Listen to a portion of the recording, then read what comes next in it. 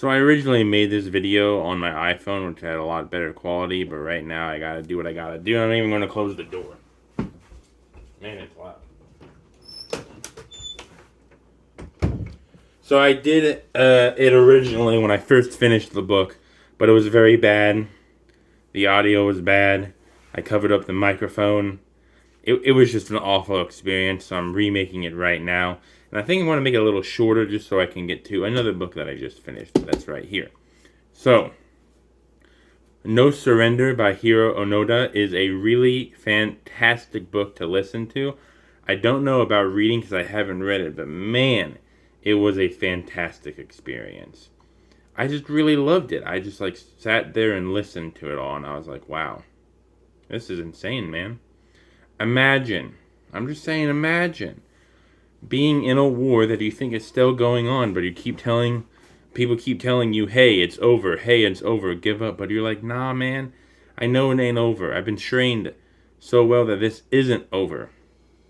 And it goes on his tales of him just being himself, trying to go finish his mission and waiting for supplies, and it's just a very fantastic, interesting book to listen to because that's some dedication.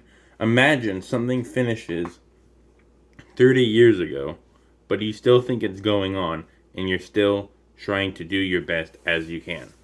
I think that's just an amazing idea. In the sense of, I think it's amazing to have that absolute amount of just drive to make sure things get done and do correctly.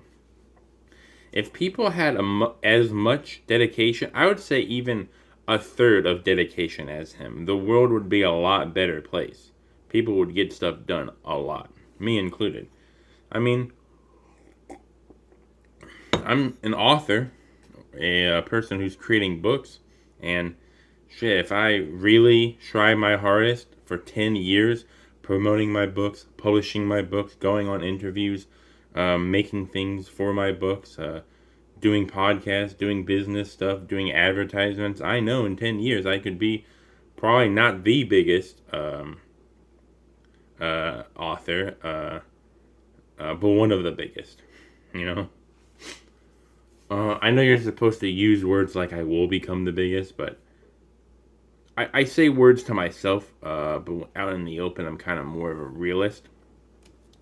But yeah, one of the saddest parts is, him just even when his family, comes to him, says, "Hey, we don't know where you are, but it's over, man. Please give up, man. I miss you and my family." And then he talks 30 years later that says, "Man, your voice cracked, so I thought, you were an imposter." And the guy said, "I cracked because I thought, hey, what if I never see you again?" And it was just a very interesting book. You go on later to find out what he did with his life, and I mean, if you're in a war for 30 years, a lot of people would break and go crazy, but this guy just said, hey, I'm going to move to Brazil and farm. I mean, at that point, I can't even blame him. He was in a 40-year, not 40-year, it was when he entered it, I think it was 1941 is when he entered his service. So he was technically in service for 38 years or something like that. But yeah, man, just imagine. That stuff is tough on the body, on the mind. And the guy decides to go farming. I'm glad he went farming. He died somewhere around 2006 or maybe 2008, somewhere around there. So we can't talk to him or get interviews by him. But if I had the chance of meeting him, again, if he was in real life, not in real life, but alive, I probably would. Try my best to meet him. Just because, that shit's crazy, man. Fighting for a war for 30 years, guerrilla tactics, crazy.